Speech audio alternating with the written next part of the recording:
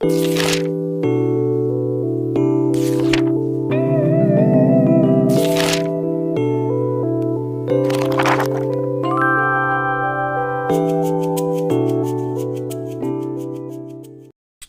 जहाँ तक मेरा अपना संबंध है, मैं स्पष्ट भाषा में कहना चाहता हूँ कि न तो इस प्रकार के भगवान की हमको ज़रूरत है और न इस प्रकार के भगवान की देन की।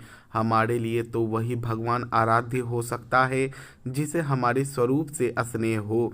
इस प्रकार का भगवान हमें कभी पसंद नहीं है जो इस देश की एकता के लिए एक विदेशी भाषा को देन के रूप में हमें दे। जहाँ तक अंग्रेजी को भारत में जारी रखने का प्रश्न है, आप मुझे इस सत्य को प्रकट करने की अनुमति दीजिए कि भारत में अंग्रेजी भाषा को टिकाए रखने के लिए एक अंतर्राष्ट्रीय षड्यंत्र बड़े पैमाने पर काम कर रहा है, जिसके अंतर्गत यहाँ पर कुछ शिक्षकों और समाचार पत्रों के माध्यम से बहुत सारा पैसा इसी उद्देश्य से व्यय किया जा रहा है कि जिससे इस देश में अंग्रेजी के पक्ष में वातावरण बराबर बना रहे और यहाँ पर ऐसी स्थिति उत्पन्न की जाए कि अंग्रेजी इस देश से न हटे।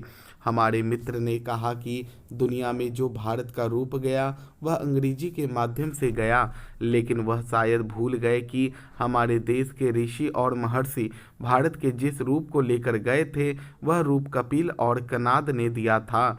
वह अंग्रेजी के द्वारा गुलामी में मिला हुआ रूप नहीं था। यदि संसार में हमारा रूप अंग्रेजी के माध्यम से गया है तो कैसे केवल 19 वर्ष पहले निर्मित राष्ट्र इजराइल ने अपनी भाषा हिब्रू के माध्यम से संसार के देशों में अपनी स्थिति मजबूत बनाई है। प्रश्न यह है कि उसका रूप किस माध्यम से संसार में गया है। जर्मनी और फ्रांस का गलत तथ्य देकर एक विदेशी भाषा का पक्ष लेना समझ में नहीं आता है। आज कहा जाता है कि जब तक हिंदी और दूसरी भारतीय भाषाओं में वैज्ञानिक और तकनीकी साहित्य तैयार न हो जाए तब तक वे शिक्षा का माध्यम नहीं बन सकती हैं, लेकिन जब तक ये भाषाएं प्रयोग में ही नहीं आएंगी तब तक उनमें वैज्ञानिक और तकनीकी साहित्य के निर्माण की स्थिति भी नहीं आएगी। इस प्रकार की बातें कहकर कई साल निकाल दिए गए। अगर ऐसी संदिग्ध स्थिति बनी रही तो देश में ऐसा वातावरण कभी पैदा नहीं हो सकता जब भारतीय भाषाएं शिक्षा का माध्यम बन सके। भारतीय भाषाएं तभी शिक्षा का माध्यम बन सकेंगी जब उनका प्रयोग हो। श्रीमान, जहाँ तक अंग्रेजी को राजभाषा के आसन पर बिठाने का संबंध है, मैं कहना चाहता हूँ कि बहुमत के आधार पर या किसी की कृपा विशेष से नहीं, अपितु देश के अधिकांश भागों में प्रयुक्त होने और सबसे सरल भाषा होने के नाते हिंदी को राष्ट्रभाषा के पद पर आसीन किया गया है।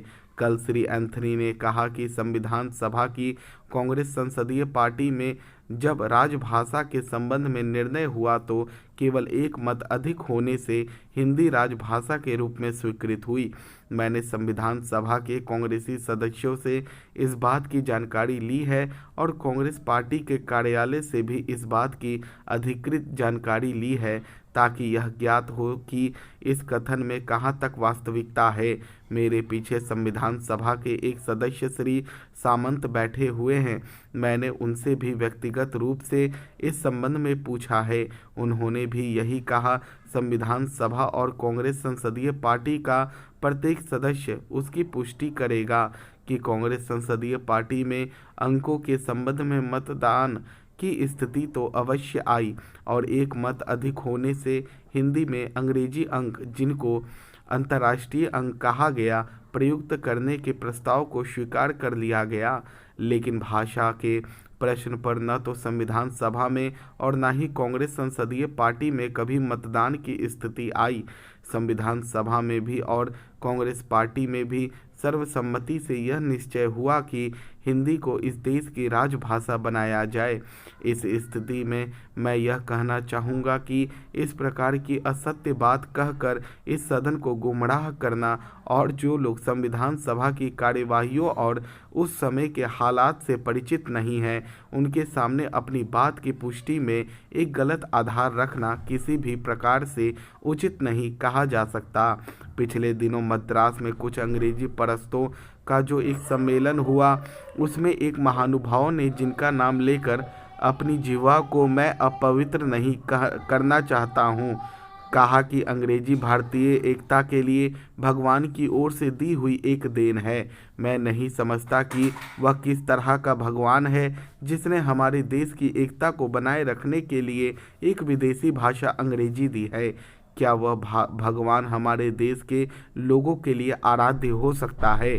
स्टॉप। दोस्तों, ये पार्लियामेंट रिपोर्टर सीरीज़ के लिए डिक्टेशन थी, आप इसकी प्रैक्टिस करें। अगर आप हमारे चैनल पर नए हैं तो चैनल को सब्सक्राइब जरूर कर लें और बेल आइकन को दबाना बिल्कुल भी ना भूलें, ताकि हमारी आने वाली सारी लेटेस्ट वीडियो आप तक सबसे पहले पहुंच सके। तो चलिए फ्रेंड्स, मिलते हैं नेक्स्ट वीडियो में, तब तक के लिए बाय बाय।